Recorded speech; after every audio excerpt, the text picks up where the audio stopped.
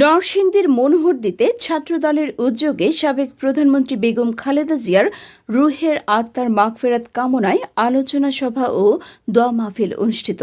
শুক্রবার সকালে উপজেলার নারান্দি চীন মৈত্রী সম্মেলন কেন্দ্রে আলোচনা ও দোয়া মাহফিল অনুষ্ঠিত হয়।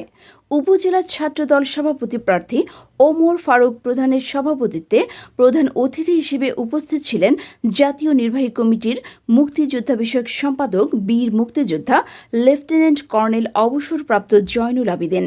বিশেষ অতিথি হিসেবে উপস্থিত ছিলেন উপজেলা বিএনপি নেতা আজহারুল ইসলাম, পৌরসভা বিএনপি নেতা ওহিদুজ্জামান, উপজেলা বিএনপির যুগ্ম আহ্বায়ক আশরাফুল আলম, উপজেলা ছাত্র দলনেতা শান্ত চৌধুরী লিখন, রিপন মিয়া, আজহার মিয়া, মোহাম্মদ শামীম, সজীব মিয়া, মোক্তার হোসেন, শাহিন ফরাজি, মোহাম্মদ ফাহিম আরও উপস্থিত ছিলেন কলেজ ও মাদ্রাসা ইউনিটের ছাত্র দলনেতা জামিলুর রহমান, রিফাত মিয়া, মিজানুর রহমান, খায়রুল ইসলাম সহ আরও অনেকে।